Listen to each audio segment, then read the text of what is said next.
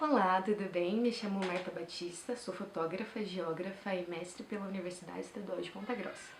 A minha forma de interpretar o espaço geográfico e as minhas pesquisas sempre giraram em torno da fotografia, do patrimônio cultural e da cultura.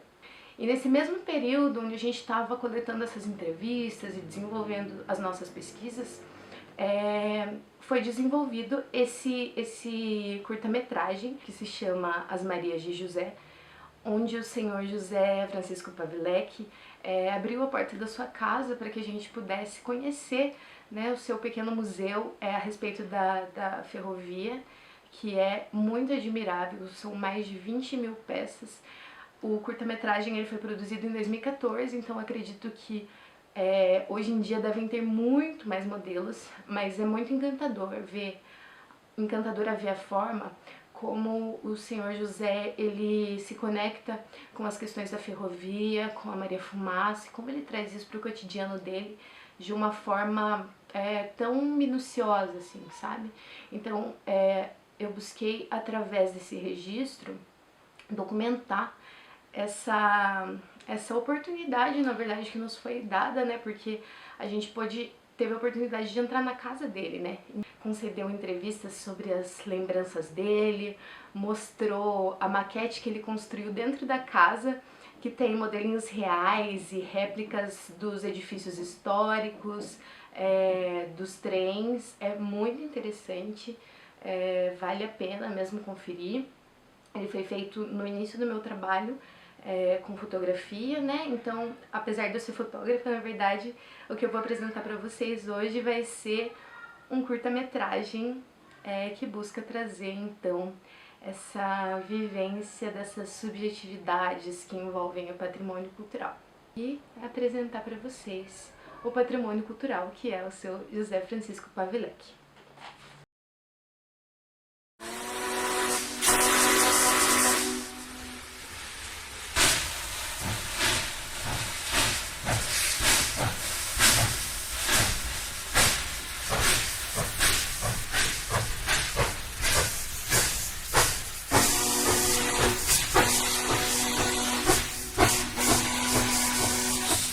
A minha história pela ferrovia é muito interessante e até bonita, porque nasci à beira de linha, ali na região de Irati, que é Fernando Pinheiro, Rebouças. Desde pequenininho, quando levantava, eu via o trem passar, as linhas. E a minha família, meus pais, meus tios, ferroviários.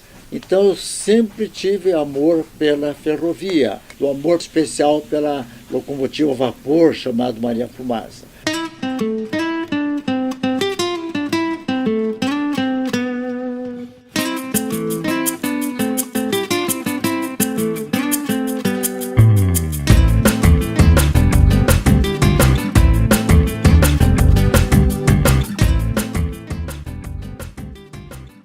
Então, o tempo foi passando e daí eu ganhei o meu último brinquedo com 11 anos, foi também uma caixinha de miniatura de trem. Eu tenho a história do famoso trem internacional que os nossos tataravós e avós poderiam lembrar. Eu era bem garotinho em Fernando Pinheiro, não sei que tinha problema que deu na linha, e daí o trem internacional parou na nossa estação para aguardar, livrar o trecho.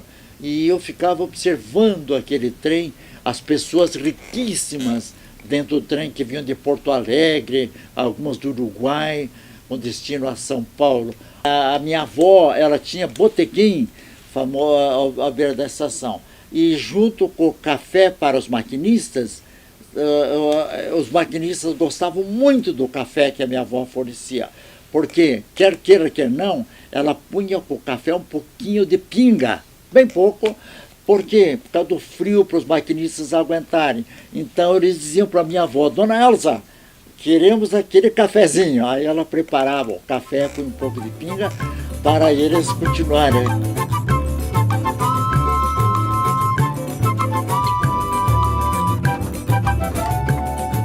Quando eu era criança, a gente, antes de vir de Rebouças, por exemplo, para Ponta Grossa de trem, a gente se alimentava bem.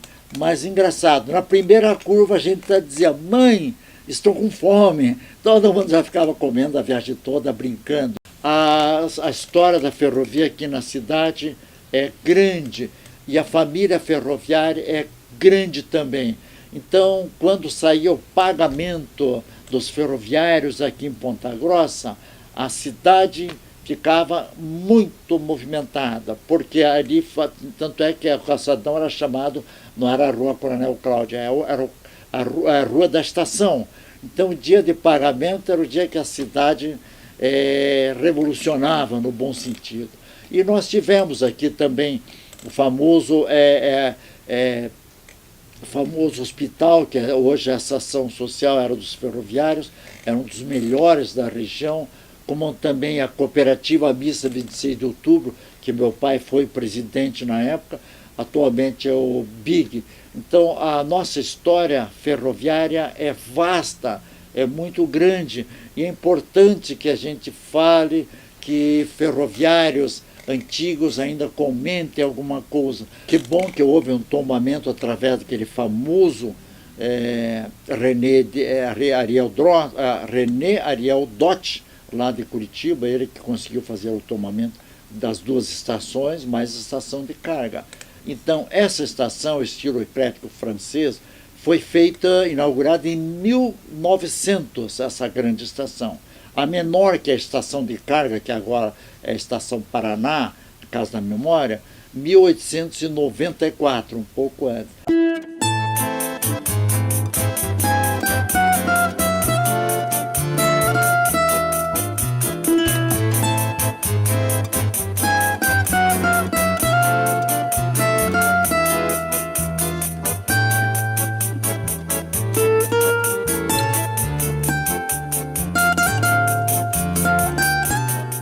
E aqui em Ponta Grossa, a locomotiva, a única no mundo, ela foi feita, repetindo, 1940. A única peça que eles tiraram de fora é a caldeira, o restante foi montado ali.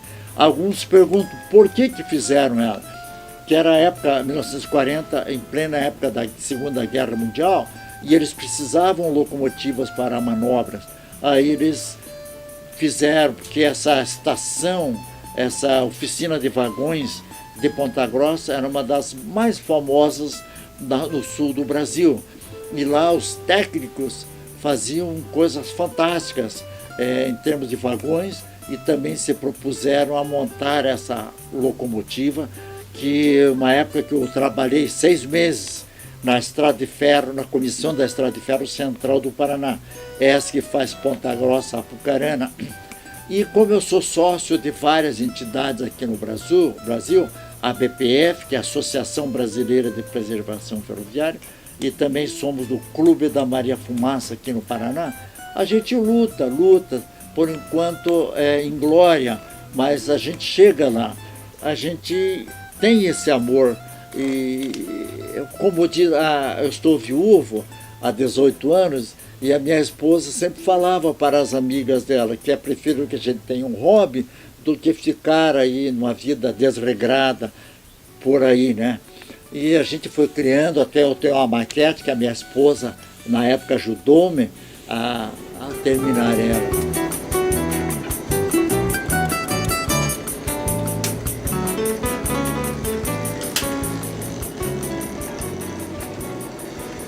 Eu gosto de acariciar elas também. Um amigo lá em Curitiba, apartamento, o que ele fez? Ele fez túneis por todo o apartamento, passando desde a cozinha, sala, menos no banheiro. Menos no banheiro. Ele fez túneis. E olha, mas eu não faço túnel aqui, eu tenho medo que tal se faça um túnel, o prédio desmancha, né?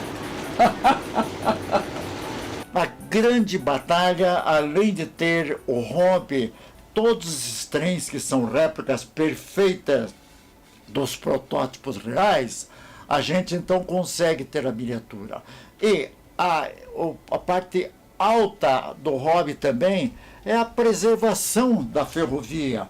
Hoje em dia até falamos no caso da memória ferroviária.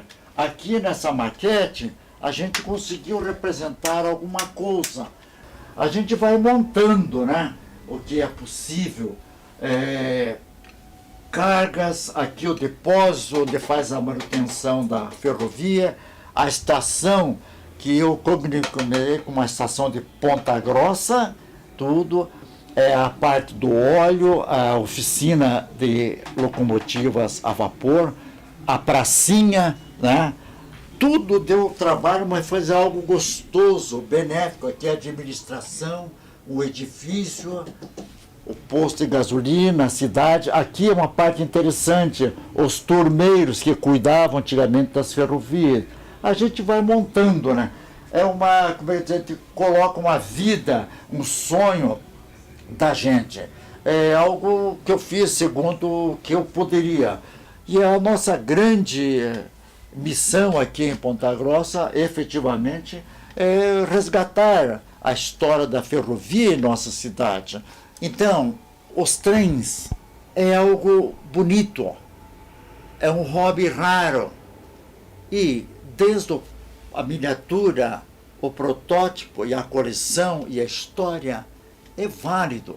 A gente estuda, a gente conhece, a gente tem essa aptidão no assunto.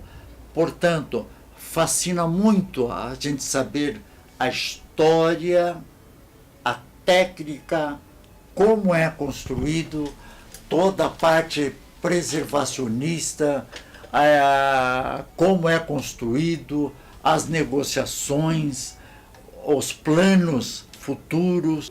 Povo que não preserva a sua memória, entre aspas, não tem direito a viver o presente ou o futuro.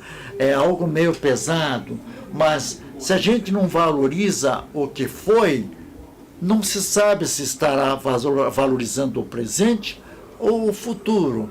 Essa é a meta. Nós temos que valorizar o que foi, o que é, e já pensarmos do que será no futuro.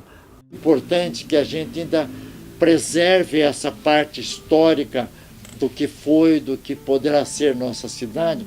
Esperamos que um dia dê certo, que realmente a nossa ferrovia seja valorizada, preservada e cultuada em nosso país.